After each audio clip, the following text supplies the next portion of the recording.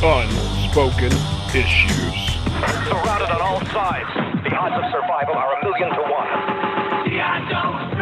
And with the collapse of the former superpower, several powerful factions now vie for control. the threat is real. An evil organization calling itself Scar. Known only as Scar. Their goal, nothing short of total world domination. Led by this man, known only as Iron Claw. We will be victorious! Not on my watch!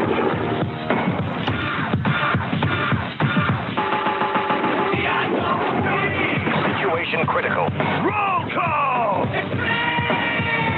Ballistic.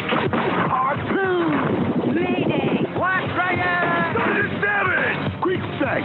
Metalhead. Right, Lieutenant Stone! The odds are 1,000,000 to 1. And that's the way we like it!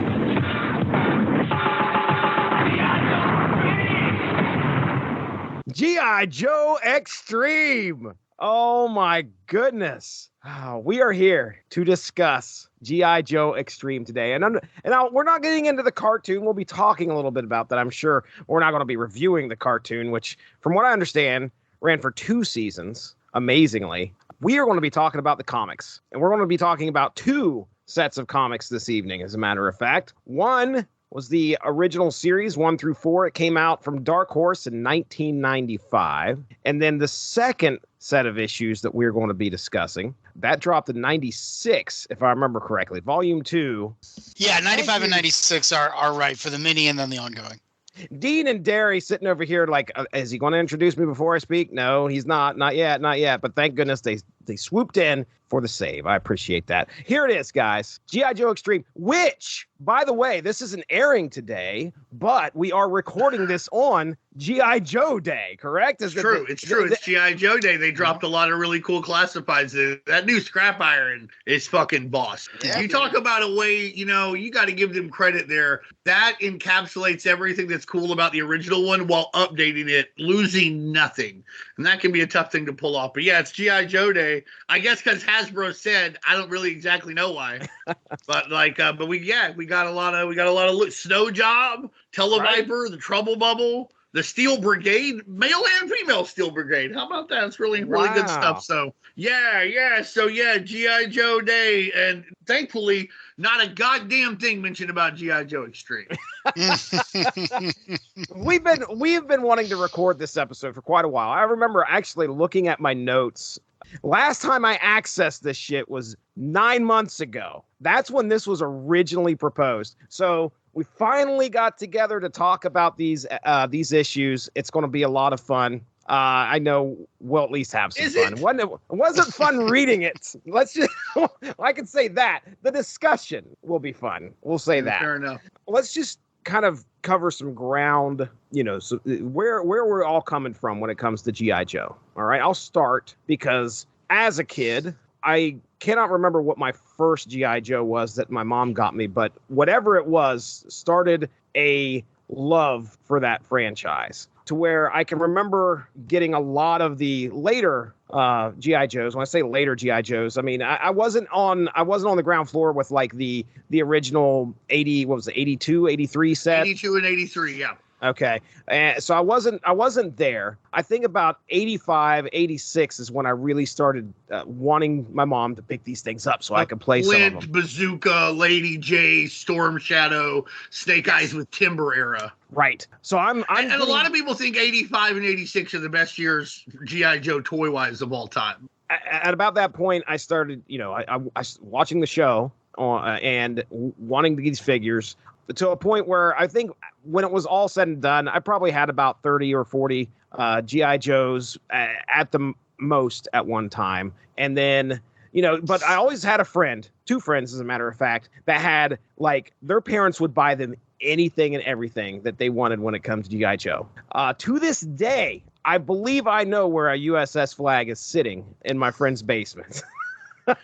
Very nice. Are you suggesting that we do a heist? I've already thought about it. Is it Starchers 3? It's so funny. I may have told you guys this before. I don't know. But at one point, it was probably about 4 or 5 years ago. I get a hold of my friend and I'm like, dude, you can still have the G.I. Joes. I mean, of course, I'm like, if you still got them, what are they doing? You ain't doing anything with them. You're over in Chicago. They're sitting here in Marietta. And he's like, yeah. He's like, I still have them. I said, are you interested in selling? Because he had a ton. So he asks his fucking mom, and his mom says no. What? 35 years old. Motherfucker couldn't sell his G.I. Joes because his mom didn't want him to. So his mom is either a serious collector and probably knows her shits, which I don't think so. Or B, she's just like, no, I bought these. You know, I want them here. They remind me of you. Anyway. So, yeah. This is like the opposite of the story you usually hear where it's like, I had 37 amazing fantasy 15s and 14 1952 Mickey Mantle rookie cards and 37 Storm Shadows men on the minute package and 2 USS Vikings. I threw them all out the second I left for college. Like, Right. It's like the opposite. Like, what the fuck's going on? Now, that did happen to me. My mom got rid of my G.I. Joes and gave them to some kid that she knew. Yeah, so I lost a bunch. I ended up accumulating some more. And then I had the auction find of the century at one point for me. Anyway, when it came to G.I. Joes. You don't usually find them. I mean, you can find some, but the amount of figures that I found for the price that I got, I was like, man, this is great. But Dean, you may have seen me at one point. I was changing the rubber bands on this surgery. Yeah, buddy. So I was posted a bunch of those, and my Sergeant Slaughter, my fucking Sergeant Slaughter is the only one where the screw stripped in the back, and I could not change that O-ring. I could not, and I'm sure there's probably something I could do to get that screw out of there, but I was done. Do you know which Sergeant was? Was one a mail in or? Yeah, does he say USA on his front? Or, okay, so No. I think. I can't remember which is which, but like one of them was the mail-in and one of them came with the triple T. And then later there'd be another Sergeant Slaughter in the 89 that came with the armadillo, I want to say. Well, anyway. And they did a big LJN style Sergeant Slaughter because like the WWF, the LJN couldn't, they didn't own the rights to Sergeant Slaughter. So Hasbro did. That was a mail-in, and that's a very rare wow. figure too. That's pretty cool. Yeah, I know a lot of useful stuff about G.I. Joe. That's all right. That's all right. So to kind of wrap this up for myself personally, probably about, I know I was 14 years old. I'm pretty sure I was driving. I was 16. Hearts was the name of a department store down here in Marietta, was closing. They were like just shelves full of G.I. Joe. Now, mind you, I'm 16. So that's like, I want to say it was 95, 96. And that line finishes in 94. Was it? They were littering the shelves. The ones with the backpacks that had all the little beakers, buttons you could push where they would say things. Those were all over the Sonic shelf. Fighters and talking. There was the talking guys and Sonic Fighters. They're not the same, but they have the same big backpack with the noisemakers. Okay, so but, yeah, you could get like Commander Hawk, who's like, "Let's go." And what were he's those got the glasses and like the looks like he works at. He's got the general hat that looks like he's like works at an ice cream place in the 50s. Yes, dude. I think I have that sitting upstairs. Yeah. That was the talking General Hawk. Was there a space brigade of some sort? Yeah, Star Brigade is what they were called. And even before Star Brigade, there was the Defiant, the Crusader, Astro Viper. I think Payload, Countdown came out before Star Brigade, although he was just a figure of himself. It's funny, the Defiant like was a space shuttle, and then somebody drove the thing to launch the space shuttle. Might it be Hardtop? I can't remember off the top of my head. But like, yeah. So Star Brigade, and then they brought in like the Mega Marines, and they fought the big monster guys. Now, see that I didn't see any of those. Good. You didn't deserve to. No, I'm just kidding. Very, very. No, it's cool that you saw like the Star Brigade guys. The Mega Marines are like those are hard to find. Like, and when you see one, they don't look like a G.I. Joe thing. It's like a fucking. You remember those lizard guys in the X-Men arcade games that were like so frustrating? They'd like jump and tail swipe you before you could do anything. A couple of the bad guys there look like that. I can't remember their names. Their names are like Monstrox or some bullshit. There's a Monstro Viper too. But yeah, you had a gold mine at Hearts, bro. Oh, I know, man. Well, I was like, they were marked way down. So I got a bunch of them. And I still have some of the figures sitting upstairs, but anyway, that's amazing. Some of those, like at the end of the line, like the Mega Marines, and some of those, like they get a little pricey because like they didn't make many of them. It's funny, they were going. You can look at plans for '95. They were going to kind of retool. They're finally going to release another Baroness. There's a Dr. Mind. You can see like the schematics, but they're like, no, we're gonna go in a different direction. Not GI Joe Extreme yet, oddly enough. But yeah, there's a little in between. There's a bridge. I get you, Darry. Give us the GI Joe history for you. I did not get in on the ground floor, considering I was a baby. But the first one I remember getting was Knockdown, which the internet tells me was 1987, part of the Battle Force 2000. I was hooked. I love G.I. Joe. I love the cartoon. I love the toys. I love the comics by the great Larry Hama. As Dean would say, I'm a total G.I. Joe Real American Hero mark. To this day, when I see a good one, I still pick it up. My largest obsession with them comes from the fact that they would cross over with the Transformers so often. So even when they weren't a popular brand, I was always like, well, listen, the Joes killed Bumblebee that one time, and who hasn't wanted to do that? So that's right. Goldbug. Hello. Yes, G.I. sir, Joe yes, versus sir. the Transformers 1 through 4. Was that 87? Yeah, that sounds about right. Yeah, that's because they still had the Marvel license. It was still the shooter era. So yeah, I think 87 sounds about right. But yeah, I love G.I. Joe. I think it's aged incredibly well. I love the original stories.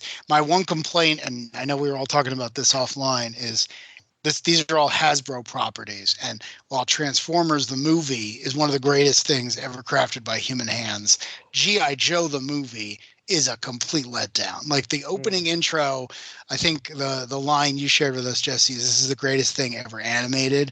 And I agree, because it's the Joes defending the Statue of Liberty from Cobra. But the rest of the movie is about Snake Men and the ending. Destroying the Cobra helicarrier. Yeah. It's great and terrible at the same time. But I always look back at that movie like, oh, what a wasted opportunity. So much, yeah. But, There's only really all the Cobra Law shit. The only cool thing out of it, honestly, I guess two things. The army builders have cool helmets, those insect-looking helmets, they're fine. But Nemesis in Force is badass. Oh my gosh. He looks cool, the big wings and all that, and the fucking elbow knives or what the fuck ever. That dude rules. Everything else is a waste of my fucking time. Was he voiced by Peter Cullen, or was that Globulus? I don't remember. I know Globulus was Burgess Meredith, I want to say. Okay, the Nemesis Enforcer was voiced by the same guy. But I can't say. Don't take my word on that. I know more about the voice cast of Transformers the movie because I genuinely think it's a good movie. Movie may be a strong word for what it is, but it's an enjoyable thing to watch. It's a 90-minute. It's 2,000 miles an hour, but G.I. Joe the movie, it doesn't come together and no. It's funny too because in Transformers the movie, as much as you hated seeing Optimus die and everything, some of the new guys were cool. I liked Wheelie. I liked Cub. I liked Galvatron a lot. I'm a huge Galvatron guy to this day. The new guys in G.I. Joe, the movie, in the comics and their toys, they rule. Falcon, Law and Order, Jinx, Tunnel Rat. On the movie, they're just they don't get them over the way that Transformers got over a few of the new guys. RC, another one from Transformers the movie that you just absolutely love from that point on. Yeah. I'm sorry, nobody cared about Big Lob. They just didn't. And that's sad. They should have, because he could make a basket with a grenade, and I respect that.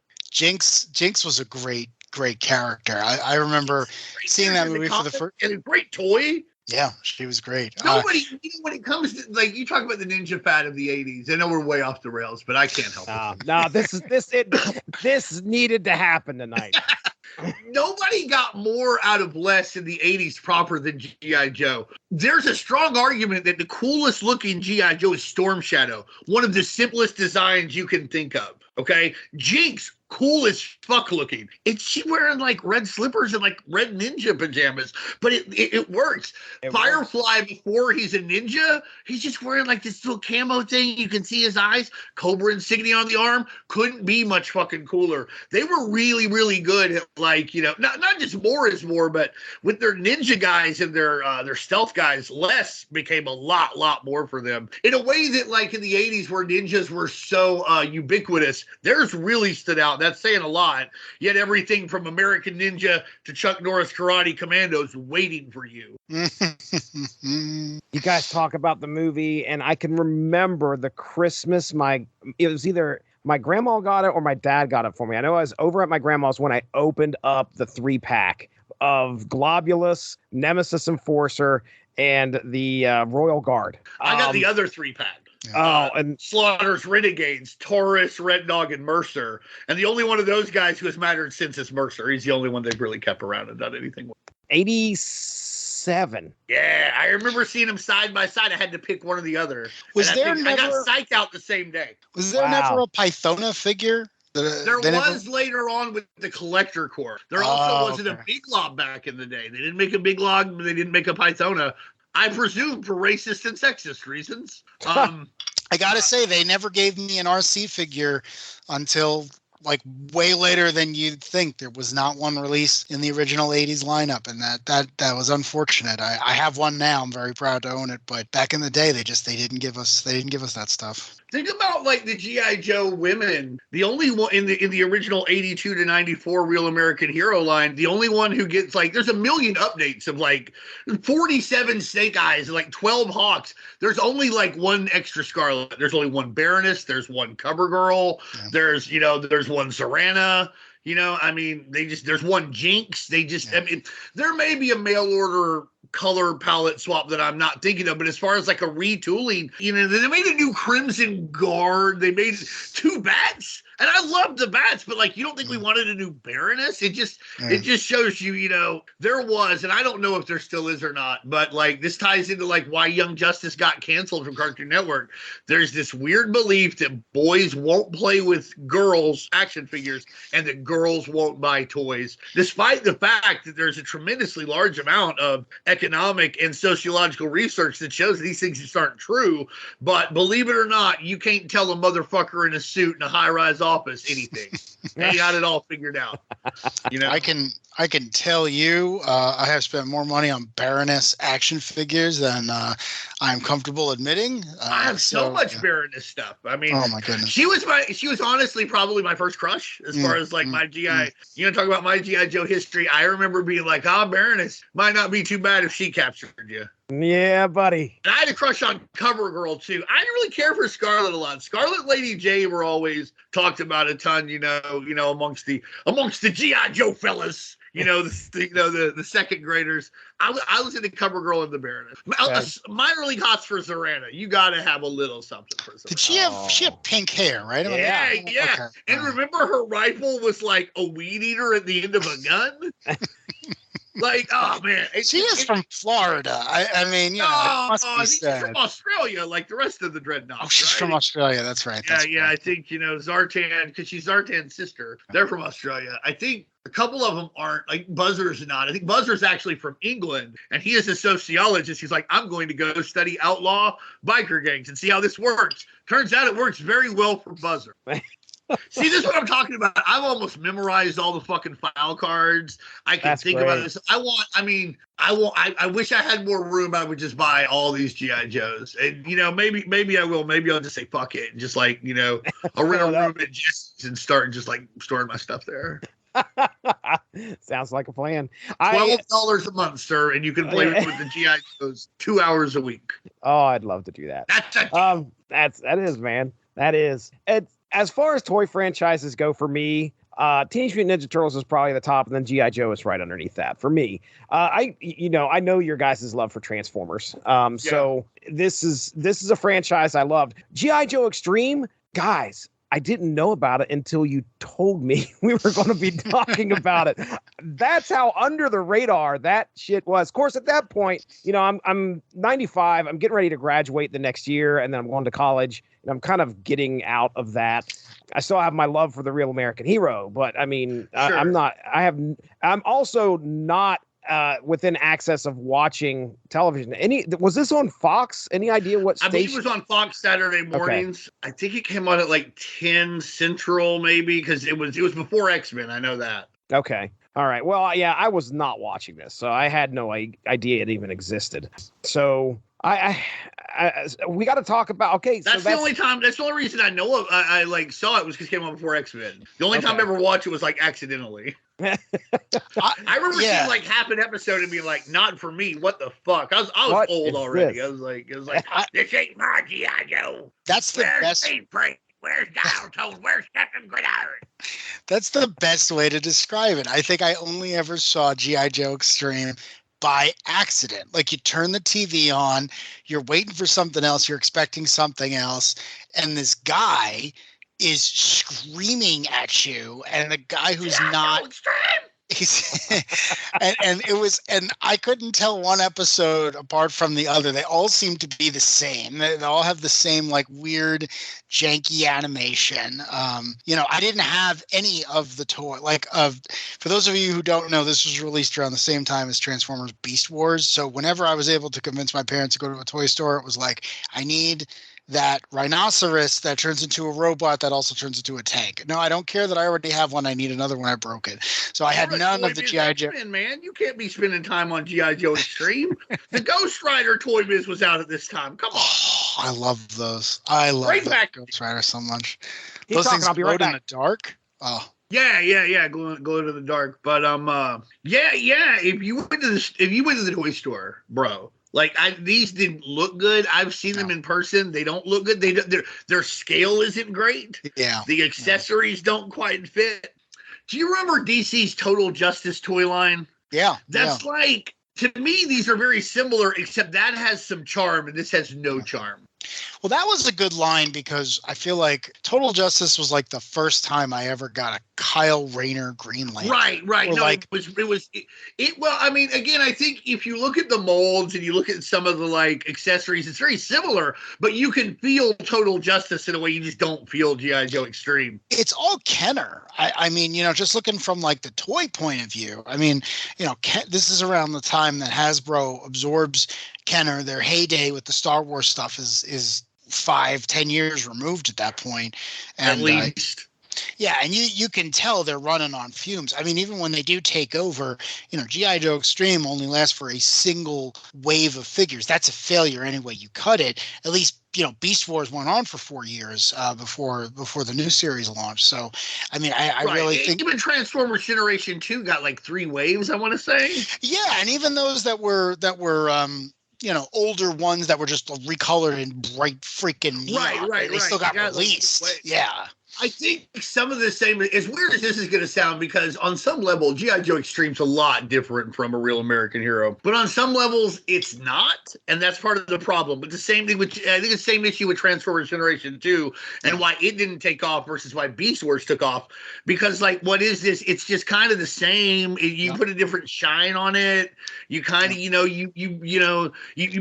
moved the lights around. You moved it from one shelf to another. But it's not that. It's not so different that anybody would care, and it's not so far apart. Like, again, G.I. Joe will make a really nice comeback in like 98 and 99 in Toys R Us, and then Devil's Due will start publishing comics in like 2000, and Gadzooks, the G.I. Joe and Transformer shirts are going to dominate the years 99 to 2001 is like a cool thing that you could get if you were a cool rave going, kid like me, real cool. When you weren't wearing like one of those shiny Chris Jericho shirts, you would wear one of these like G.I. Joe shirts, because it showed everybody that you had, cultural capital, if you will. That's right.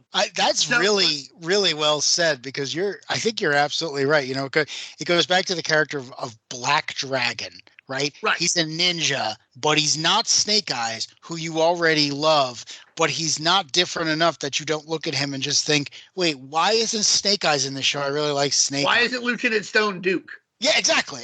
Why You're right. isn't Mayday Scarlet? Yeah. Why isn't Freight Roadblock? Yeah. There's just, whatever. Yeah. And when you read these comics, there's no reason to feel any different because, man, I have never read such fucking insipid dialogue in my life. Do you like Barr? Guys are just, Mike W. Barr's a weirdo, man, for me, because, like, he's written some stuff I've really liked, like, the original Outsiders run, Mantra, I think Batman year 2. And so I really like that stuff. He's also written like Outsiders Volume 2, which is like fucking the wettest, hottest garbage this side of New Jersey. And he's written this for people. It's like people are talking, but it's almost like he invented a chat bot at the time to approximate conversation. They're just like saying things. There's no conversation. They're just words back and forth. So, but yeah, I think that's part of the problem here is you read these comics, you look at the toys, you watch the cartoon. What's the fucking difference? What have we done other than swap some names? And we gave them some cable guns and we gave them some, Shoulder pads. Strong guy, big old, muscles, and that's it. Yeah, like shoulder pads. Who cares? We took the new logo and we went back to the old logo. We turned it diagonal and wrote Extreme under it. Right underneath it. Look out. Look out. It feels like a waste of everyone's time. And in some ways, if I don't know the entire history of it, but if this was a thing that was given to Kenner to prove that they belonged, it almost seems like they were set up to fail. This is like asking someone to, I don't know, bail out the sinking Titanic with like 2 pails and a paper cup. Like, listen, just do it. Just do it. I don't know how this was ever going to pay off at the time. And this is in an era when we liked extreme stuff, like Extreme Championship Wrestling. The X Games are going to be good.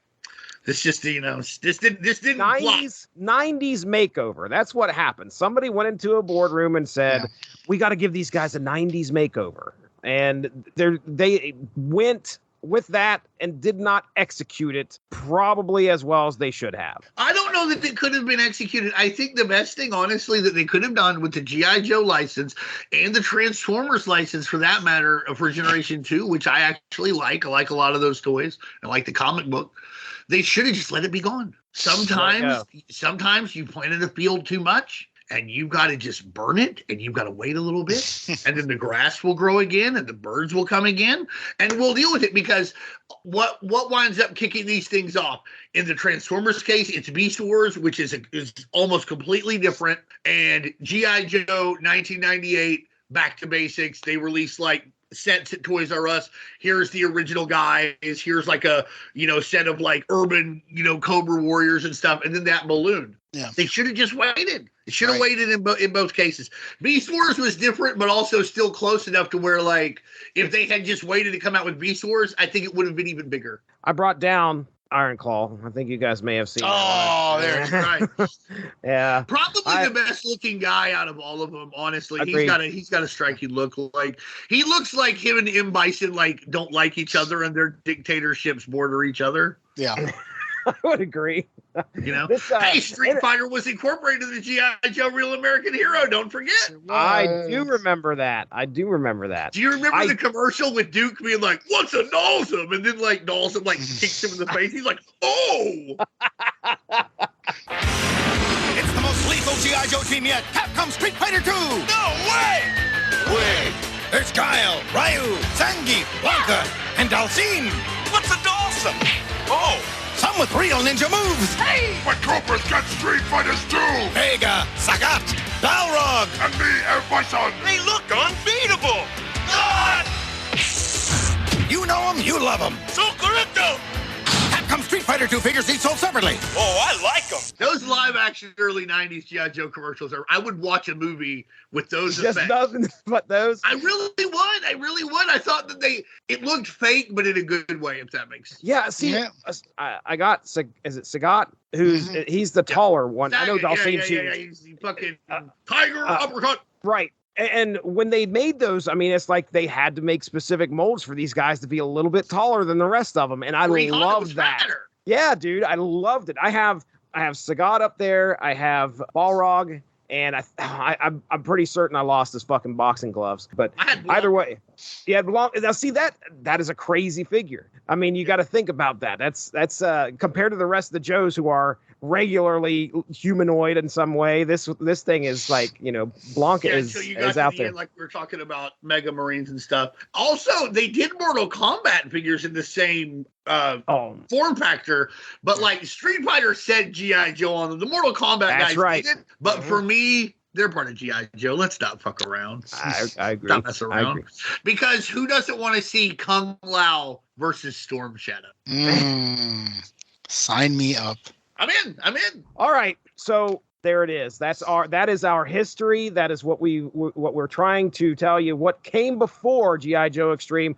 You're already getting a taste of our feelings of G.I. Joe Extreme. Now we're going to hop into these comics. And I'll be the first to admit to it. I think y'all two would as well. My feelings for Real American Hero greatly color my ability to like this stuff. Yeah. Same. And there's other G.I. Joe that comes along later. Like I like the Classified line. I like G.I. Joe Resolute. I like G.I. Joe Valor versus Venom. But like this was too soon and too different and too like you said, too 90s makeover pandering. And this is coming from a guy who loves Cable talking to a guy who loves Cyberforce. So, if this is too extreme 90s for us, I mean, this man likes Cyblade. He likes Impact, Heatwave. He can't handle Quick Strike. And that's too much. Oh, Impact. Black Anvil. That's right. All right, so December of 95 is our cover date here for our first volume of G.I. Joe Extreme. Just to break down the creative team here, here's how we're going to do it. I want to rush through the first story, which is, I'm going to call it the Iron Claw Saga. There are 4 stories here: the Ire of the Iron Claw, Pawn of the Iron Claw, the Gang's All Here, and then the Ultimate Price. So that's going to be our first synopsis. Second story that takes place in these books, and that is a story called From the Ashes. From the Ashes, Few Are Chosen, Rebirth, and Baptism of Fire. Now, From the Ashes and the Iron Claw Saga are all written by Mike W. Barr. Hour of the Iron Claw, penciled by Tatsuya Ishida, inked by Scott Reed and Tatsuya Ishida as well. And then From the Ashes, we have, like I said, written by Mike Barr, story by Mike Richardson, art by Jerry Bingham, and colored by David Nestel. So we got to intro our characters. And I'm going to try my best to get through these. We got a lot of characters to kind of go through because the synopsis is very light, but our characters are really what you've probably come to the dance for. It's G.I. Joe. Each character, they're going to be standout. They're going to have their own personality, right? Well, okay, let's find out here. So what is G.I. Joe? Only one personality here, Jesse. Extreme! It's extreme! What is G.I. Joe? So I've got it broke down here who these people are. There's mention of, and you guys help me out here, Inter-Alliance. Seems like it's like the United Nations. This is released in 95, 94, 95, 96. And like it takes place in 2009 though. And so somewhere along the way, apparently there's been like some kind of getting together with these nations. And so they're working together. It seems like seems like the United Nations has gotten some teeth and can actually do something. Okay. All right. So that's kind of a background thing, not a major thing here. It's brought up throughout the issues a few times. But it's also important to remember too, none of them work for the U.S. government. I feel like that was the point of the Inter-Alliance. Like I agree with Dean. I think it's supposed to be the United Nations, but it functions in the same way. Like this G.I. Joe team is much smaller, but they're still well financed. They have like an island, they have whatever tech you need, all the cool toys.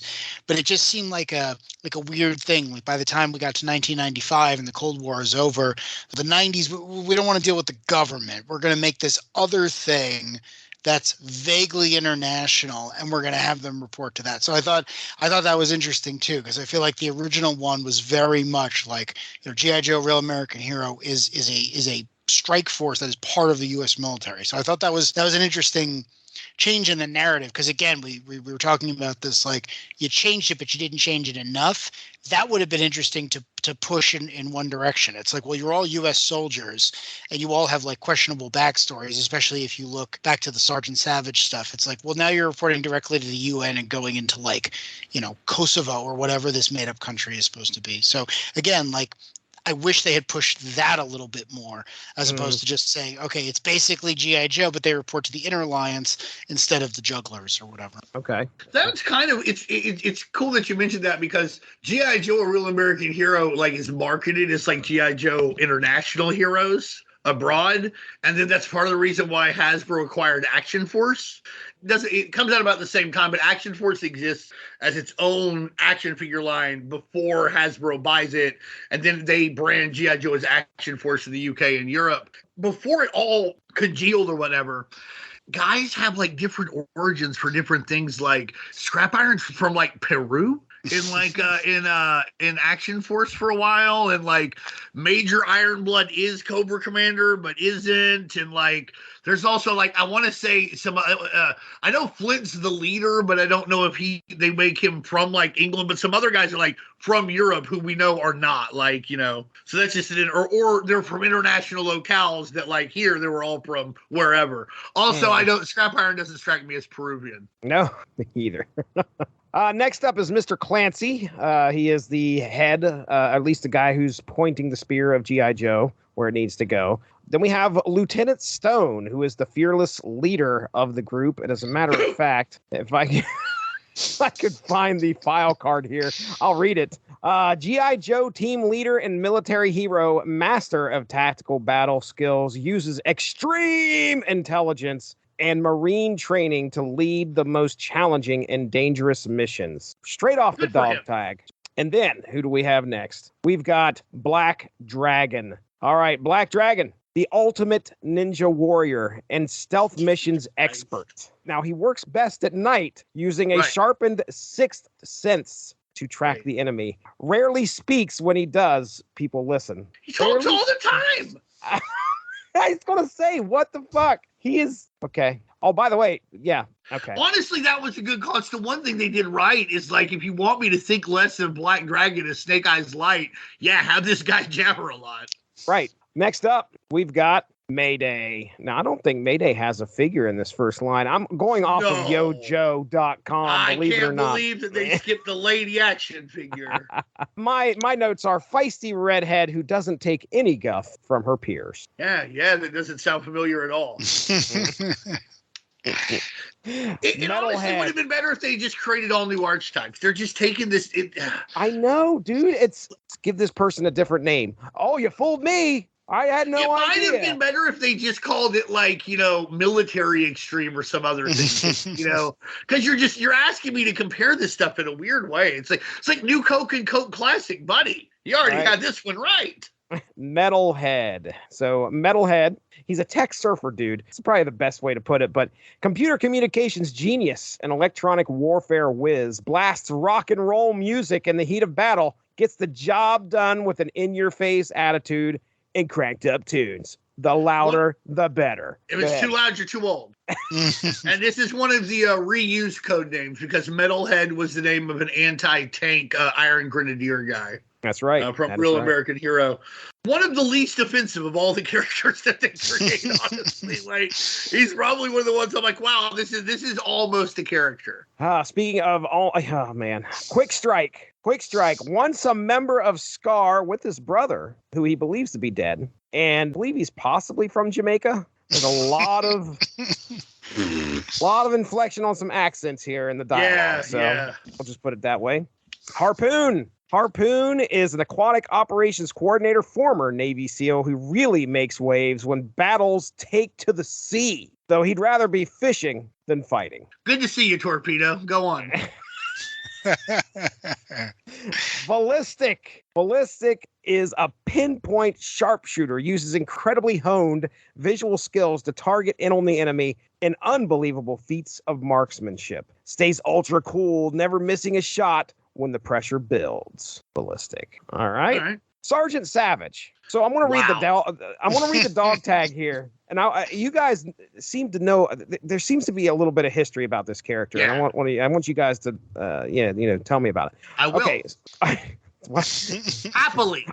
Sergeant Savage, artillery and ammo specialist, survived cryogenic freezing by enemies in World War II, woke 50 years later as a military hero, totally into new firepower systems, has a serious thing for grenades. All right, Dean, you have the floor. You have the floor, sir. So basically, for like the 20 minutes between G.I. Joe, A Real American Hero, and G.I. Joe Extreme, G.I. Joe did sort of a soft reboot, and they introduced Sergeant Savage, and I keep wanting to say it is Leatherneck Raiders, but that's not it. That's Captain Savage. It's a Marvel comic.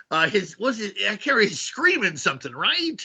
Eagles. Screaming Eagles. That's right. Screaming Oh. Eagles. And like basically it's a Captain America ripoff. They got Joe Kubert to come in here and draw some great stuff, some really good art. They put out like a 30-minute straight to VHS like cartoon that basically said that like, you're out of here, Cobra. G.I. Joe, and like he's the new hope for G.I. Joe, and it wasn't great either, but like there were some cool toys that were based, because like he gets like, you know, like the old time like plane from, I forget, I think it's a P-38, but I'm not sure. I'm not an aviation guy, but like a type of plane from World War II and like a Jeep, and they did this for like the 20 minutes between, and it didn't work because why would it?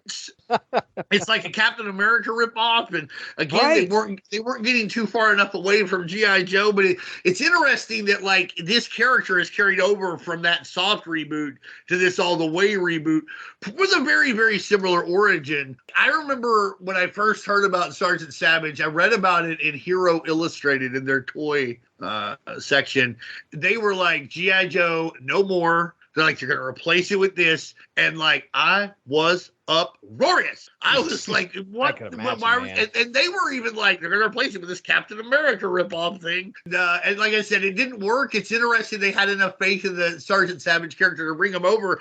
I like him better in G.I. Joe Extreme than I do as his own thing. I think it's more interesting to see him as a guy who's like, think about, if you're going to rip off Captain America, you need to do it in a different way. And it's different in Extreme, where he's like, I love these new weapons. Hand me that laser photon helmet, you know? Because Captain America's like, I got to catch up. I'm a man at a time. He's like, Sergeant Savage, I've been blowing shit up a long time. You know, hand me the weapon and point it in the direction you wanted fired. So, I mean, I appreciate that they tried a little something different. And that is a very small tidbit, a small aspect of G.I. Joe history that really gets overlooked. I think a lot of people think that it goes straight from Real American Hero to G.I. Joe Extreme, and it's not quite the case. I don't know, Darry, do you have anything to add to that? Yeah, the Screaming Eagles one shot is really weird because it introduces a lot of the same character types. So right. But aren't they called like Blitz or something? Something like that. Yeah, they all have different names, but right. You know, there's and again, this wasn't unique to them. I feel like every show that came out at this time had the same smart guy, tough guy, wild card. You know, it's your classic archetypes.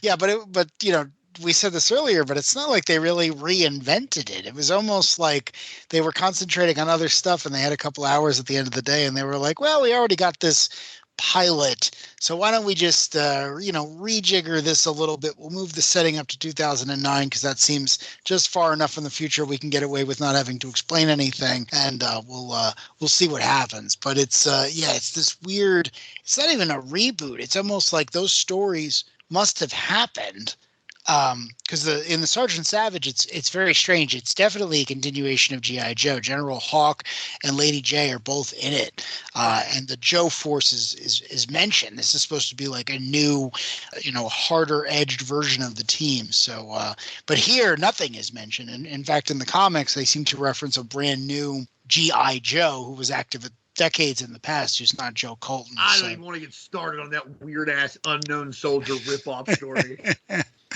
I think, and this may be a hot take, what would have worked better if they were going to reboot G.I. Joe is do the Sergeant Savage thing, but just have him come lead the Joes. Right. Like, instead of just like, writing off all the Joes and changing everything, just be like, oh, Sergeant Savage is here, and now he's teamed up with, Sci-Fi and Wetsuit and, an Alpine, and we're, rock and roll, and we're doing things. You know what I mean? Mm-hmm. Like, because it wasn't enough of a change to make a difference. So why not just bring that in and see if that's the jolt it needs a little, but again, I don't know.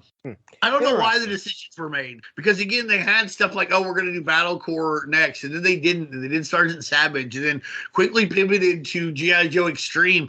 I don't know if there's a book out there, but if there's a book out there about how Kenner and Hasbro's merger worked, or really Hasbro's acquisition of Kenner, I would read it and then talk about it on a future podcast. Yeah, I'd love to hear you talk about it, because I wouldn't read it probably. Yeah. Yeah, well, you don't know how to read, so there'd be a problem. Let me see what else. Okay. Oh, wait a second. Freight. We got to move to Freight. Right. Freight. Yeah, cutting edge demolitions expert / ex all pro linebacker. Interesting. And so I'll- it's and- Roadblock and the Fridge. And, don't forget, he was big time real American hero guy. Right. If you have the expanse of the G.I. Joe line and you're like, okay, we got to cut this down to 7 people. Right. All right, well, let's just combine everybody into one thing. Here you go, Freight. Enormously huge, incredibly bulked, over-the-top aggressive, throws his weight around with power-packed football-style hits and headbutts. That could be like some Lawrence Taylor shit right there. Yeah, but Lawrence Taylor wasn't a G.I. Joe. That is correct. Refrigerator Perry was. Right, So, right. So's Roddy Piper. Watch out. Roddy Piper was a G.I. Joe? All right, they released the Roddy Piper Real American Hero figure in like 2006. Oh, That's like a convention exclusive. It's expensive now. I'd like to buy it. Yeah. It's like $800 or something now. But basically, he's an Iron Grenadier. He's related to Destro's Scottish clan, and he's like Destro's sergeant. Like he trains guys how to hand-to-hand fight. It's a really, really great way to work him into the continuity. That is fucking great. And it was nice because then they had a guy to offset Sergeant Slaughter. So in your headcanon, when like they're fighting, like, here comes Roddy Piper and Sergeant Slaughter, like right for each other. You know what I mean? Right. You know, all I hear you saying is that They Live is canon in the G.I. Joe verse, which is something I've always believed, and now you're confirming it. So I am confirming it. Listen, any continuity where there is a CEO who like got fired for dumping a bunch of toxic waste straight up into the ocean and got disfigured, but then hired by a terrorist organization to continue to dump toxic waste into the ocean cesspool, obviously They Live is happening in that continuity. Yeah. Oh man, those aren't aliens; those are descendants from Globulus. Talk about hot takes. Nice. Okay, and hey, I've got 2 more left here on the GI Joe team, and these ones you won't. Anyone left? You won't find figures of Short Fuse or Tall Sally. I'll tell you that much.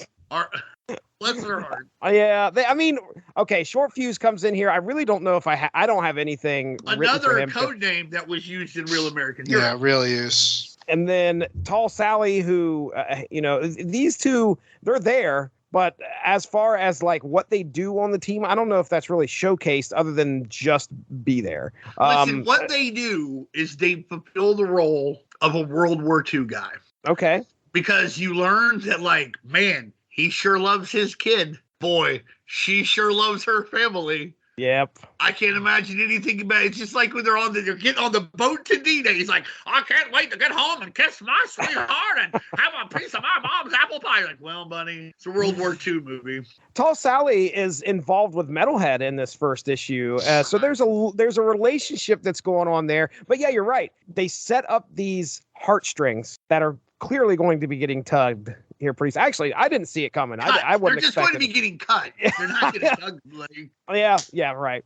And our last little bit here is, what is SCAR? All right, did you know that SCAR actually stood for something? Well, they have. Soldiers of Chaos, Anarchy, and Ruin? And spell fucking chaos, KHAOS. I also take offense to them being like, we're in favor of anarchy. That is not anarchy, the philosophy. As we discussed on our anarchy podcast. And from an anarchist, you're giving this a bad name. Stop.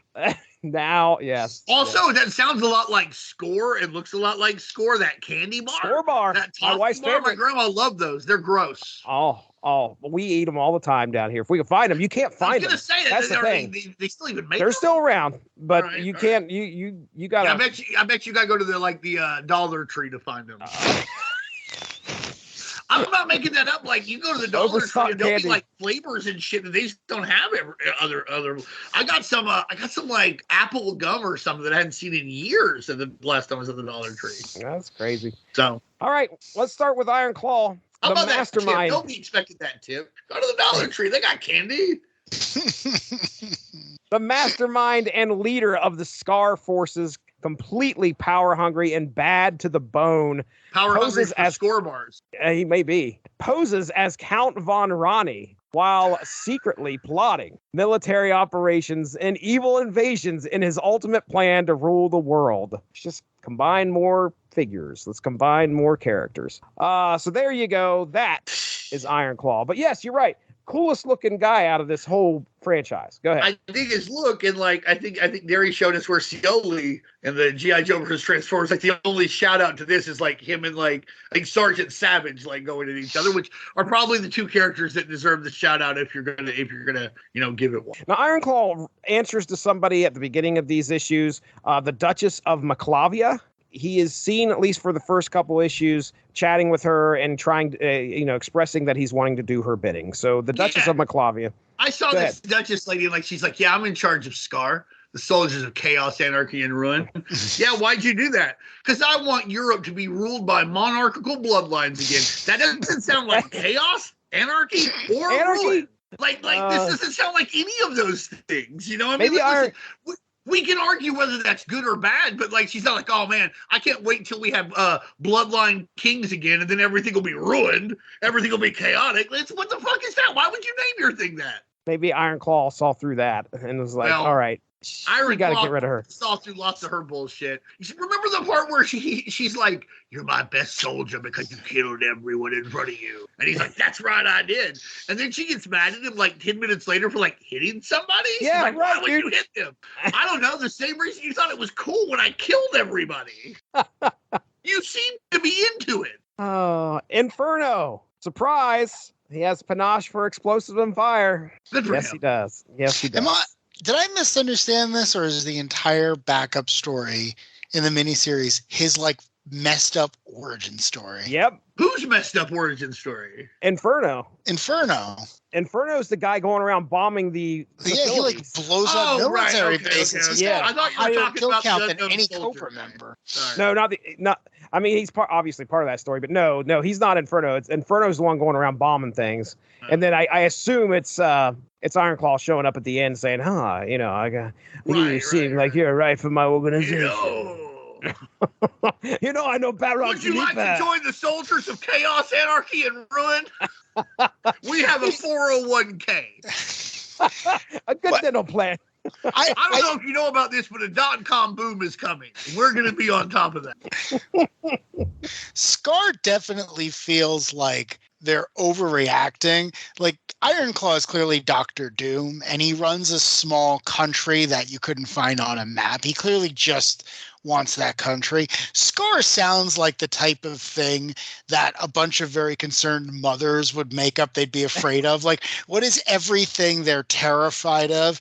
Well, it's part of the acronym of SCAR. They don't know what any of the individual words mean. Like, clearly Count Von Ronnie or whatever is going on there, like, he just wants to control his little country. He wants to get in the EU. He wants wealthy trade routes. He wants all the other stuff.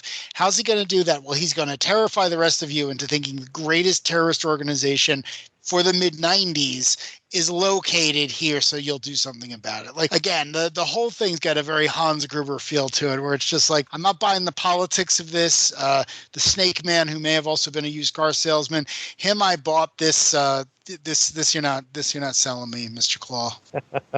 Rampage. Jekyll and Hyde thing going on with this guy. When I was reading it and like he does the green face thing, and I remember being like, what the fuck is the Green Goblin truck from Maximum Overdrive doing here? Yes, I had the same not thought. The Green Goblin truck from Maximum Overdrive. Yes, I had the same thought. As soon as you like said his name, I just busted out laughing. I just thought about that again. I was like, why is the truck from Maximum Overdrive here? Do I have the? There should be a Maximum Overdrive comic book. We should write it. Oh, I love that. There should be Transformers Maximum Overdrive crossover. That's a good one. I'm bringing this up right now because I know I'll forget later. But Rampage shows up in this first story, and I mean, he's like, roar! He turned into this big old thing, and then Iron Claw like fucking bitch slaps him, and he's like, "You work for me now." He's like, "Oh, okay," and he just goes off. I'm like, Rampage, really? Okay, all right. That's how they do things in corporate America. If a bigger, more masculine person just slaps you down when you're having a good day, you work for them now. That's it. Tie pins and everything. It reminded me of the episode of Masters of the Universe where like Skeletor summons Cthulhu, and like Like, for real, like, he can't control it. And then He-Man's like, we'll have to work together on this, Skeletor. And he's like, never, He-Man. and then He-Man goes, oh, yes, you will. And then Skeletor's just like, as you wish. Those two get together in the end, because I've never seen an episode of Masters of the Universe, but I just assume it's a gay love story. It isn't, unless you want it. You can't have it. You can have that. You can't. Here's the thing. Prince Adam gets with Skeletor, but He-Man doesn't. Oh, yeah. No, of course. That's the way it was always going to happen. You know, Right, Lois right. loves Superman, not Clark. Yeah, of course. Then we have Wreckage. He's this like oversized cyborg dude. Got a Wolverine haircut, the patch, the boot at some point. Apparently he had been experimented on in the past. Now I got this from a little bit of the cartoon, but he was experimented on in the past, then obviously hates the government because they're the ones that did the experiments on him, aligns himself with Scar. That's fair. Yeah, I agree.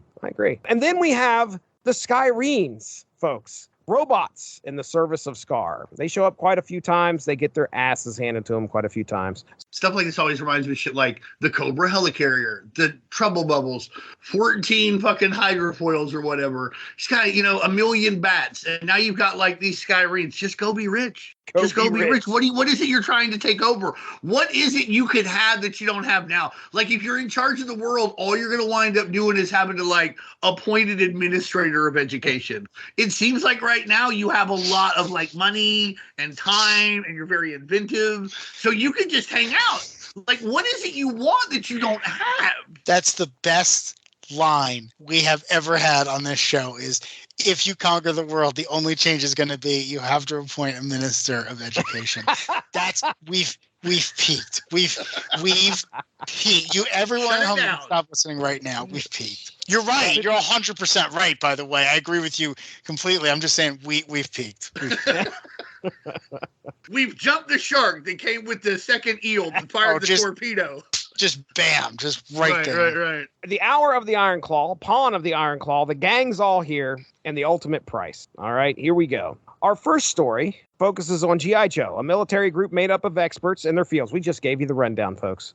All with the singular purpose to protect humanity from terrorist threats, mainly the one posed by Iron Claw and his group called Scar. After Professor Rayland perfected a world-changing formula for something called Fertigel, Iron Claw looks to use it as a weapon in order to dominate the planet. However, when G.I. Joe is called in to intervene, they lock horns with Scar, even losing some of their ranks. Rest in peace, Short Fuse and Tall Sally. But are finally able to stop the evil Iron Claw and force him back into hiding. I told you, that synopsis is light, folks. That is there's not a lot of meat on the bone, I mean, no. It's like the leg that you get from KFC 5 minutes before they close. It's not a lot there. I mean, that's what you got. Yeah. And honestly, it's upsetting because I find that Tall Sally and Short Fuse are the most interesting people in this because, like, they did things other than, like, Mayday being like, don't talk to me like that, boys. I'm as tough as you. And, like,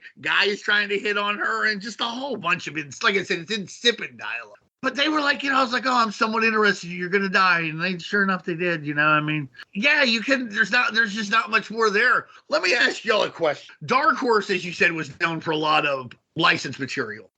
G.I. Joe, the G.I. Joe license had been at Marvel, and Larry Hama had done, a fairly serious job with it. Isn't it weird that, like, at Dark Horse, which is known for doing a lot more serious license stuff and a much more serious take, even making something like Indiana Jones slightly more serious, that they went with this straight up, this is supposed to sell toys and be for 9-year-olds comic book? Because where would they even buy? Like, this wouldn't have even been on the newsstands at this time. Right. They were being phased out. Does that strike you as odd, Jesse? Yeah, man. I have no idea why they would do something like this, to be honest. It seems off-brand. Right. Even within their brand. Exactly. Yeah, man, I don't know. Is there somebody that knows somebody that said, hey, we need to get G.I. Joe Extreme on the shelves, and here's why, just to kick it in with the with the figures? Go ahead. I assume it's because that's what they did before. I mean, shit, all the way until, like, maybe even now to an extent, but much lesser. But until, like, 2005, the idea was you'd put out a toy line, you'd get some kind of licensed comic book, you'd have a cartoon. You think about Skeleton Warriors around this same time, the 2000X He-Man, it seems like even like Superboy and the Legion of Superheroes kind of worked that way. I think that was just the idea. It had worked gangbusters for them before. Marvel Comics had as much to do with making G.I. Joe a household name and the phenomenon that it was in the 80s as anything Hasbro did, because Marvel's existence allowed them to circumvent advertising laws so that they could like put as much animation as they wanted in a commercial for a comic book. You can only put so much animation in a comic book, in a commercial that's for a toy, because the idea is you'll fool a kid into thinking a toy can do shit it can't. But if it's for a comic book, you do whatever the fuck you want. There's no law about that. And a law about that would be thornier because that's a First Amendment right. That's a freedom of the press thing. The Constitution doesn't guarantee you a whole lot of powers in regard, or rights in regard to like toys. It guarantees speech, but it gives Congress the right to regulate commerce. We're getting thorny, but freedom of like the press is like much more hardcore. It'd be harder to even make that law, so they couldn't. I just think that's what it worked. That's what worked for Transformers, He-Man, Thundercats, G.I. Joe, Silverhawks, Cops and Crooks to a lesser extent. They're just trying to do the same thing. That's what I would assume. Maybe one day we'll be able to track down the editor and see how this came about, because it also doesn't seem like a license to be clamored for it this time. Right. But that's my guess. My guess is this got done because that's what had worked before. Right. Darry, you got anything to add to that? There's an Extreme Ghostbusters comic. There's Transformers Generation 2. Beast Wars has a comic book around the same time. So they were still doing the same stuff. Sorry, Darry, go ahead. No, you're the expert here. I do think this is weird because you're right. Dark Horse, really good with the licensed properties, especially around this time. I mean, they're riding high with the Star Wars stuff. Like they are carving Aliens, Predator, Terminator, RoboCop, Indiana Jones. I mean, some stuff I can't even think of. And their shit's taken off. The Mask is taken off. Time Cop's a better movie than it had any right to be. It's weird because you get this, and it's really just an adaptation of the show. It doesn't add anything. It doesn't go to crazy places. But I also wonder how much of that is Mike Barr, because, we talked about this offline, but it's like he doesn't even use the right name for the characters. Like, how much of this is just I need to turn in a script, and this is it. This is the Orson Welles famously said of his role in Transformers the movie, well, I got paid to play the larger toy that ate all the little toys. I scream a lot, then I tear myself apart on screen and I die. It seems impossible, but I guess it is possible, but I don't think it's a paid book because they charge people for it. Normally, like a paid comic is a giveaway. You know what I mean? So but that doesn't mean that like there wasn't a little quid pro quo, but because it seems odd that Dark Horse would be clamoring for it. So our four covers. Well, before we get into that, Darry had to leave, ladies and gentlemen. He will obviously return next episode, but I believe Scar caught him. Right. He is currently in training to be a soldier of chaos and anarchy. And ruin. He's going to be more on the chaos part. We can talk about the covers if you want. We got some beautiful Frank Miller cover, which, by the way, made the list. I'll give a shout out to my boys over at Kapow, the Pop Culture Podcast, because I was on a podcast with them where we did a countdown of our top comic book covers. And Jordan Lowe picked this as, it was in there. It wasn't his top one, but that Frank Miller cover to issue 1, pretty iconic in his eyes. He loved it. He had a poster of it. Dean, what do you think of that Frank Miller cover? I think the best thing about any of this stuff is the covers, to be honest with you. I think that's the one thing I would recommend is you got this great Frank Miller cover. We get a great Simonson cover. There's 2 really good Norm Brayfogle covers.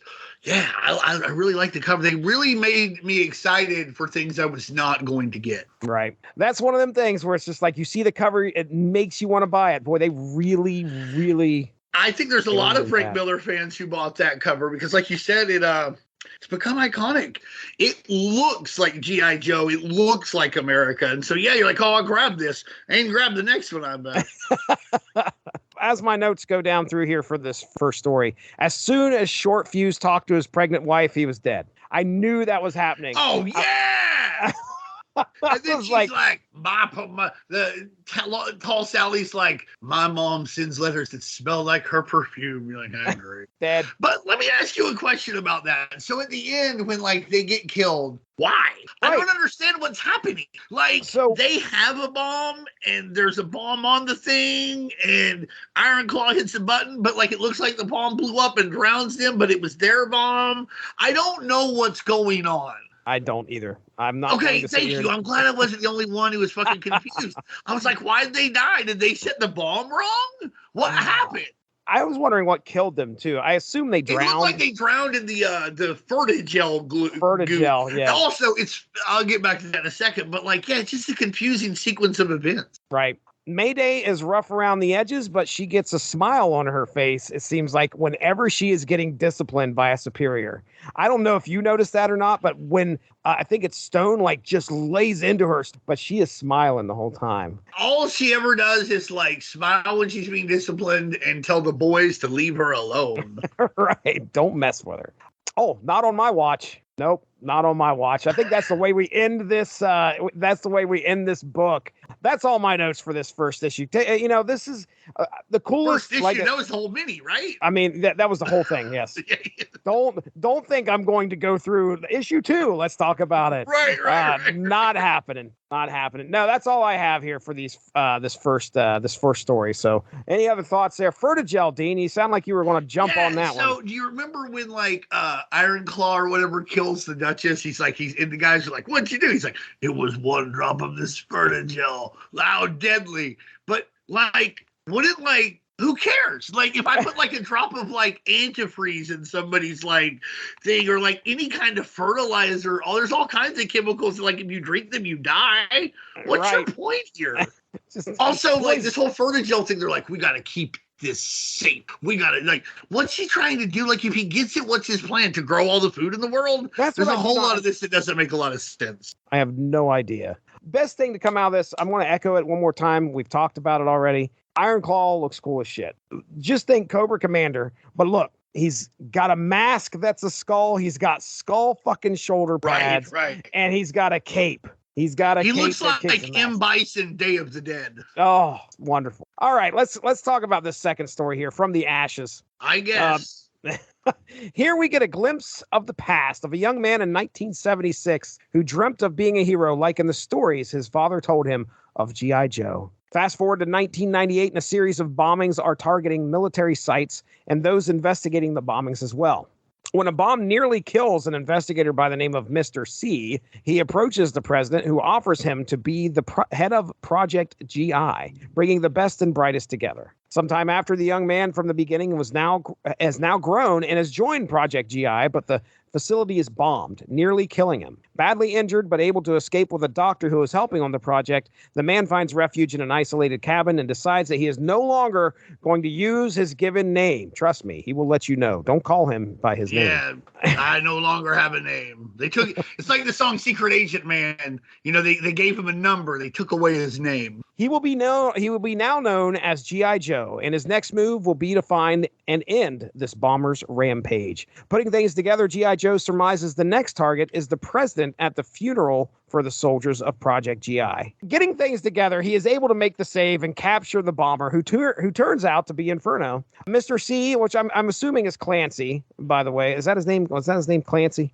Mr. Clancy, yeah. Right? Mr. Clancy. Mr. C recognizes G.I. Joe as being just the right man for them to use as a solo operative and convinces him to join them in their endeavors. So there you go. That is From the Ashes. This is the second story that took place throughout the 4 issues of this first volume. Boy, this guy does not want to be called anything other than G.I. Joe. So he gets that across quite a few times in this story. In this one, for some reason, I had a hard time keeping people straight. Like, that's really tough to try and enjoy a story. I know you've already, this thing's got 2 strikes against it. If you were trying to read it and keep it straight and it's difficult, boy, is that frustrating for the reader. Yeah. And also, I find that the backup story is confusingly laid out. I think it's like a second-rate Unknown Soldier story. That's how it comes across to me. Mm-hmm. Yeah. I love the Unknown Soldier, too, so. The only other thing I had here is G.I. Joe put that plan together pretty quickly. Like, he's at the funeral and he's like sitting there thinking, like, where could the bomb be? What could be happening? And then he's immediately like, it's got to be in a coffin. Like, don't check the coffin. Don't actually, but it's not like he is absolutely certain, because it's within seconds that he is jumping on the president and diving on him before it detonates to the final tone of taps. Like, he's even got that figured out. Like, he knew, like, oh yeah, it'll be right on the final tone of taps. Like, how terrible is the security apparatus here? They're like, listen, Don't check the coffins. No way. No way there's a bomb in there. Don't check anything. Listen, this is a funeral. You have some respect. No kidding. This is a funeral. What is happening? Like, especially it's a funeral for a bunch of people who are just killed in the terrorist attack. Like, you remember 9/11, like, you couldn't, like, you know, if you went outside, somebody security checked you the second you were out there. Right. Like, what is... Right. Well, there is our first volume. We're going to get into the second volume of this thing. And this was a strange one to break up, because what's going to end up happening here is when we reach the end of our final issue in this second volume, there was more planned. A hiatus just happened. And it's called a cancellation, Jesse. They canceled it because nobody fucking bought it, because why the fuck would they? For all the fucking reasons we've already fucking said. All right, let's talk about Red Scream. Part 1 is Hunted. Part 2 is Shake Hands with Satan. And Part 3 is Island Assault. All written by Mike Barr. Art by Tatsuya Ishida. Ink by Scott Reed on the first part. Colored by David Nestel on the second part. It looks like the third part as well. So, all right, let's get into this. Let's do it. All right, Red Scream. It has been some time since the end of our first volume, and G.I. Joe is still protecting the land. However, when the Joes are framed for the killing of some Inter-Alliance refugees, they are soon arrested. Escaping prison and now on the run, the team looks to clear their name and also discovers this was not the work of Iron Claw. A new threat by the name of Red Scream has attacked both G.I. Joe and Scar, forcing the two teams into a truce in order to work together. But how long can these two enemies cooperate? Yeah, buddy. I wrote the back of the book. If you got the trade of this. I wrote the blurb. I wrote the blurb. I have numerous notes on this thing. Like, because there's a lot of absurdity that happens in this. And I say absurdity. You're looking at this. This is extreme, you know. When you open it up. It's absurd. Iron Claw, by the way, is training. And he's not training against people. He's training against a fucking tiger. Now, that's got to upset you, Dean. That's got to upset you, right?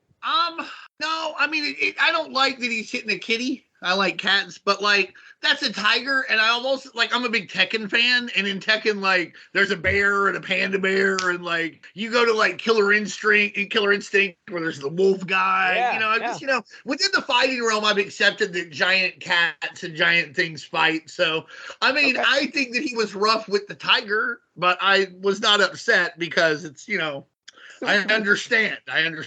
You don't go and train against animals like that. Iron Claw, damn it, man. Oh, well, I mean, you shouldn't, but like that, I think they're both training, like the way Hayachi trained Kuma to learn. Oh, okay. That makes sense. That's my headcanon, but you're probably right. He's probably just beating up a tiger because he's a bad guy. He probably stole this tiger from Siegfried and Roy, and is fucking killing it. We finally get some cool names for vehicles in this. I don't recall vehicles happening in the first volume. This second volume, though, there are definitely some shout-outs to some crazy vehicles that the Joes and Scar have. The toys here. Bone Splitter Armor Assault, the Sonic Laser Cannon Tank, which, by the way, what a weird idea for a vehicle. But in my mind, I'm seeing this thing, the Sonic Laser Cannon Tank, like there's like a microphone and you say something into it, and then it echoes really loud on as you're playing with it. I mean, that's a pretty cool concept. And in the book, the Snake Mountain. Yeah, exactly. Yeah. Oh man, those were the days. I had a Snake Mountain. Me too. One of the only play sets I ever got, and it got some use. You want to talk about G.I. Joe attacked Snake Mountain a few times. I was going to say, I don't have a problem with G.I. Joe's crossing over and doing anything on other play sets. But man, form factor was a big deal for me. You can't be wrong about this kind of thing. Good to see Metalhead's doing fine after the death of Sally. He seems to be right back up and moving right along. Listen, you saw the end of the miniseries. He just wanted to get back to work. He has a calling. he has a purpose, like the guy from the Carnage concert with the knife, because like he was ready to go. He was waiting for a metal icon to tell him, let's kill some people, grab the guy by the hair, ready to kill him. So Metalhead had a purpose. I feel like Metalhead may have been at that concert. He may have been the guy that the Carnage guy grabbed, and like that's when he decided to become G.I. Joe Extreme. He wasn't extreme enough to live in those times. I'm fucking messaging Darry right now.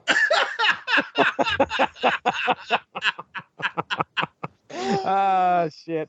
All right. Eagle Eye. This was an interesting little tidbit that I pulled out of this.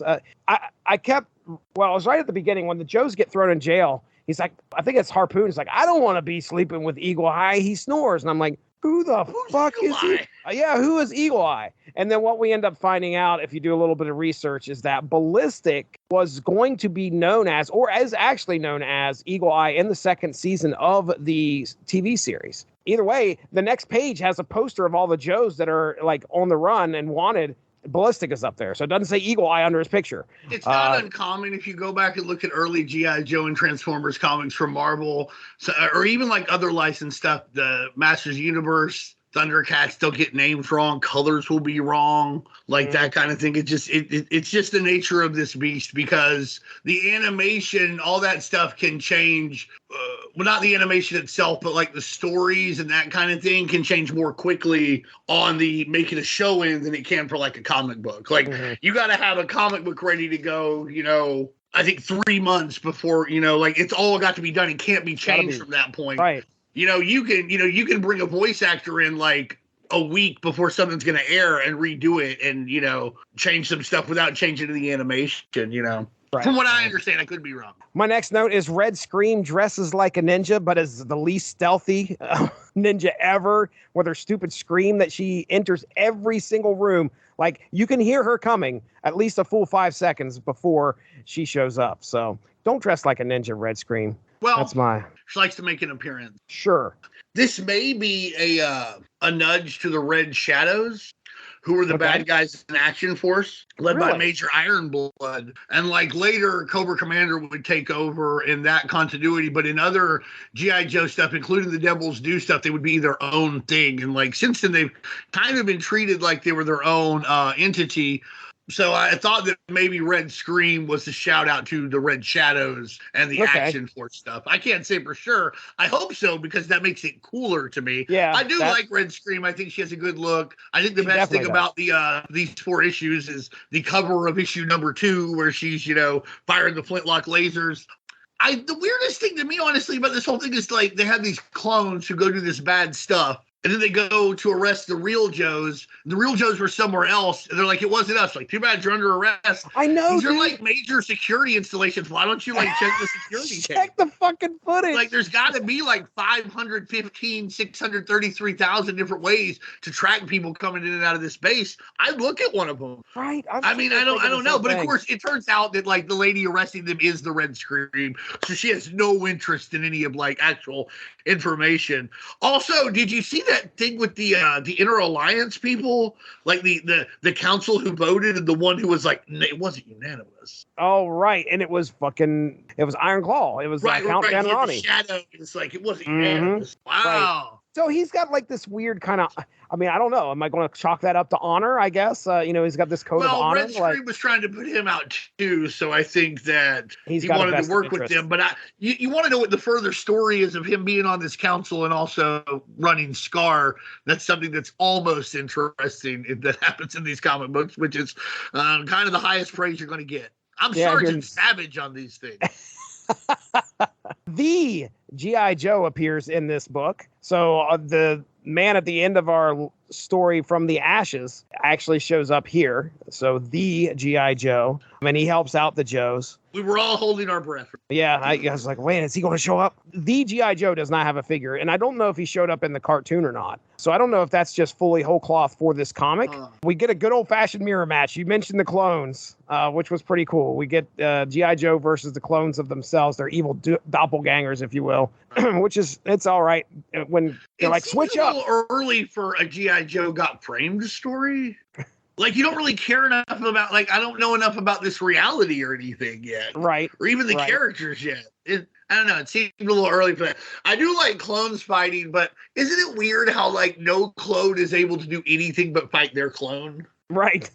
But, like, if you switch, somehow they can't. Like, if they're a clone, wouldn't they be able to also, like, change it up? They're going to have but they advantages. can't. That's not what they do. That's right. If we had clones here, you would have to beat mine, and I would have to beat yours. That's right. Those are the rules. Right. I didn't make them. Red Scream did. Yes, you did. Wreckage. When this is all going down, we got this. This alliance between Iron Claw and Scar and the GI Joes. Wreckage actually comes across as somebody that stays kind of allied with the Joes. Or at least he's helping them out. There's a point where Iron Claw's like, you know what? Let G.I. Joe deal with their doppelgangers. Let's go ahead and go take care of our own business. And Wreckage is like, no, you know what? I'm gonna help these guys out a little bit. What about our? Yeah, exactly. Yeah, Wreckage, I guess, is a tweener. He is. Yeah, he feels like he definitely is. And they've established that you can, switch sides here, because Quick Strike did. So, I guess that would have been something we would have seen going forward. Would he have switched all the way or not? Right. And I mentioned G.I. Joe actually showing up. He is one of the ones that help him save the day when he sabotages the Sonic tank. That's pretty funny. It was really funny. He's like, there were too many hostiles to leave this tank operational. Like that's really, really funny. Smart. R.I.P. Red Scream, but I bet she would have come back. I have a feeling too. Well, I think Red Scream was the most interesting thing about it, honestly. Like I said, almost interested in that, and they had the great cover, and that's where we're at. That's where we're at. Issue 4. All right. Yeah. Issue 4. All this in World War II, written by Mike Barr, penciled by Joel Naperstek, inked by Joel Naperstek and Carlos Garzon. The Last Wild Heart, Part 1, The Fourth Man. Part 1 of Never.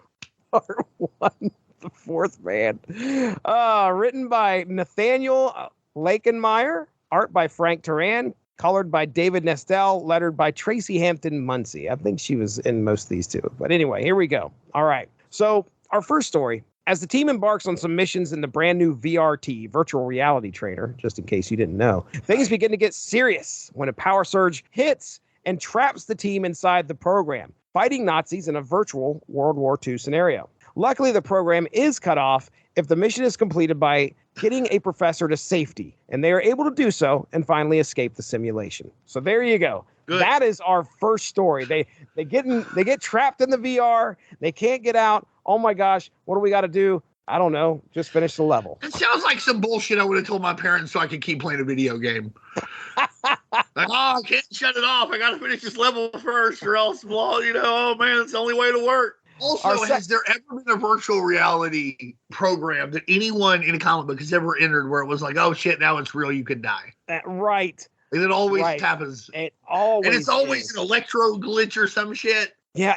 So my notes for this are VR in the 90s, which that's so much hope for VR and what virtual reality would be, which it is not like that in the 90s. And even in 2009, I don't know if we're getting our PlayStation 4 virtual reality headset at that point or not.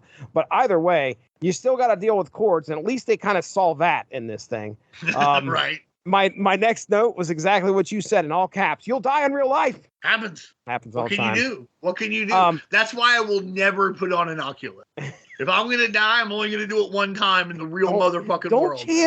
Don't chance it. Yeah. There's fucking quicksand and fucking virtual reality. Right. Okay? Done. You're going to die. Ain't this real time?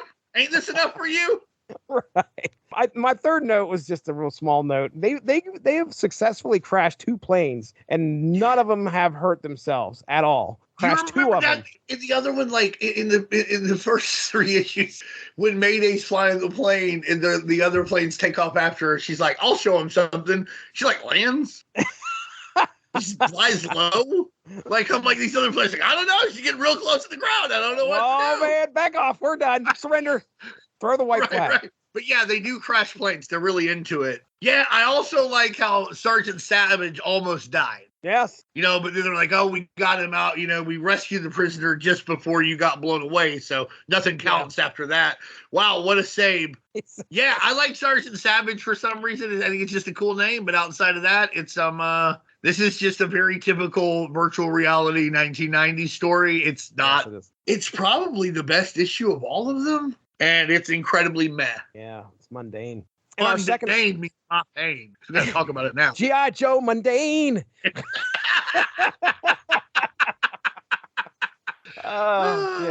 have the second story here, the last Wild Heart Part 1, the fourth man, and none of that makes sense. Okay, wait a second. No, the fourth man is the man holding the camera. That's right, because they kind of mentioned that in the story. I wondered why that was brought up here in the title. All right, so anyway, here's our story. More thought than I did. I was like, well, that's dumb, and kind of went on. It's only like 4 pages.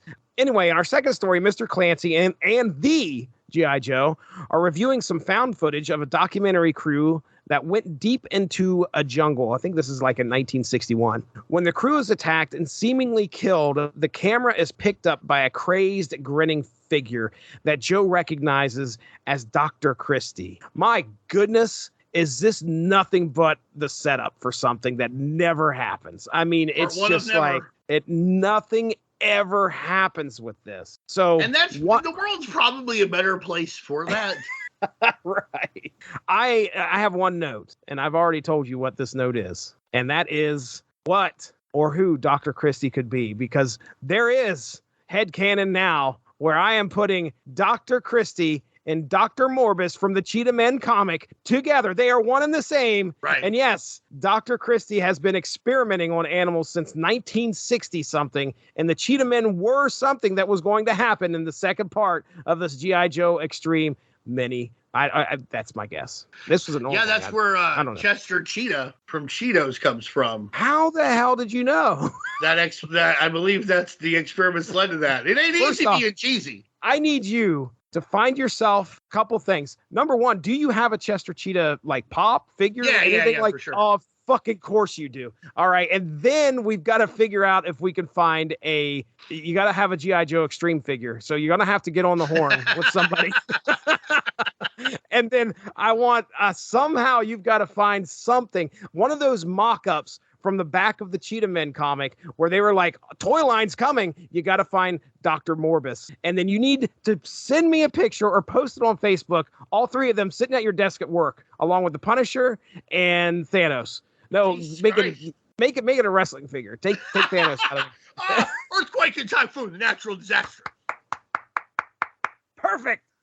All right. I'll see what I can do. That's a tall order. Tall order. Well. Tall order, tall Sally. Tall Sally. Long drink of water, baby. Long, tall Sally. The old Little Richard song. Sliced along, making a character killer in the end. The letters page in the issue 4 said the ongoing series stated that the book was going on a hiatus, but Dark Horse lost the license before further issues were ever released. Yeah, lost in quotes. How do you lose something when you put it in the trash? I don't understand. Dean, we did it, man. We did G.I. Joe Extreme. We got all 2 volumes done. I really hope somebody out there is like, gosh, I need to find somebody that is talking about the 2 volumes of G.I. You're not going to find those. You're not going to find this in any other podcast. No comic book podcast. It's hard to try and find this niche content right here. Yeah. It's right here. We're doing you. Well, other people are smarter than we are, and they don't torture themselves like this. It's only been 2 hours. We dedicated 3 times this much to Unity, but damn it, G.I. Joe Extreme got done. We did it. We did it. Self high five. My final thought is probably I feel bad for having talked so poorly about this, but I really prefer stuff where we talk about stuff we like. I know. I prefer stuff that where at least if it is bad, there's fun. This wasn't fun and it wasn't good, and we found the fun and we found some good stuff to talk about. But I feel bad. This was not a good time to be a G.I. Joe fan. Although if you go to like YouTube and you look at like the theme song, there are plenty of people who enjoy it. There are plenty of people who are like, oh, this is my first exposure to G.I. Joe, etc. And good for them. And I'm glad they got into G.I. Joe. For the people who like this, I'm glad you do. It's absolute goddamn poison for me. But I'm glad it's there. because, like I said, I know it's some people's first exposure to G.I. Joe, and I guess it kept the brand going until it could find its footing again as like a hipster niche type thing in the end of the century. So, but I wish I like it better when I talk about things I like. That's the thing. Understand. I don't want people to think that I sit around and be like, oh man, we find something shitty to talk about. There's plenty of people who do that for 90s comics. It's not usually what we do, but I'm a G.I. Joe guy, and we had to talk about this because it's part of it's an overlooked part of 90s history. It's an overlooked part of G.I. Joe history, and we did it. We did it, man. It's G.I. Joe Day. G.I. Joe Day. There's probably better ways to celebrate. But I'll tell you what, we have shine a light on that darkened corner of the G.I. Joe universe. Right. And now you don't have to stay there anymore. You don't pick up the toys for a quarter. Yeah, there you go. G.I. Joe Extreme Day. All right, Dean, tell them about the Unspoken Decade. The UnspokenDecade.com, a lot of 90s comics stuff going down there. A lot of great articles on all kinds of things. We're also over at Facebook, and the Twitter's been updated a little bit more often recently. So at Unspoken Decade on Twitter, and just search for us on Facebook, The Unspoken Decade. Really a lot of fun covers, a lot of fun stuff going on. Always down to have a chat or two about any 90s comic stuff that you want to talk about. From Hellboy to Codename Helix, I'm here for you. All right. Right here on the Source Material Comics feed, you can listen to some previous episodes. I'll tell you right now, as we are talking 2 days ago, our first installment of our discussion about Pizza Hut comics hit the feed. We're talking about the Collector's Edition, X-Men Collector's Edition that came out, 4-issue set. And if you had some greasy fingers from some personal pan pizza and you grabbed yourself an issue, you may recall what was going on back in the 90s at Pizza Hut. That's right. Me, Dean, and Darry talked about that. We had a good time. A lot of love for Scott Lobdell. I mean, we gushed. Not for me. We gushed about the man, and a lot of love for Bishop. I mean, I could not get Dean to stop talking about it. No, I do not like Bishop. He looked like a cavalry guy what went and killed the Native Americans in the 1800s. Looks like he got on that. That's what his gear looked like. I don't need that. Although I have heard from 3 people now about my Bishop really diatribe. Have you really? So wow. Matthew Price was gave me a good teasing about that. So you Bishop lovers out there, you keep doing what you do. I have nothing but respect for you. Cable's better. All right. But you agree, man. You can say whatever you want. You think Cable's better too. Well, look, I know, right? I have more cable issues than I have more cable issues than I have XSE issues. So on the Source Material feed, you can also find the Source Material Comics podcast. Our last discussion was Mark and I got together and talked about a book by Dan Panosian called Slots. Came out in, I think, 2017, maybe 2019. Either way, it's about a down on his luck retired boxer who decides to turn his life around and head back to Vegas and maybe make some things right. So check that out. We're done here. Dean Compton is right there. Darry Waite taking care of his kid. We love you, buddy. We'll talk to you soon. Have a good one. Bye-bye. Thanks for joining us. Unspoken Issues is part of the UnspokenDecade.com, the home for 90s comics, blogs, and podcasts. Unspoken Issues also has a Facebook group you can join if you are interested. Just search the Unspoken Issues podcast and request to join. All of this would not be possible without W2Mnet.com and the Rattlich and Broadcasting Network, so make sure to seek them out for more podcasts. If you enjoyed what you heard today, please feel free to share, and we look forward to entertaining you again soon.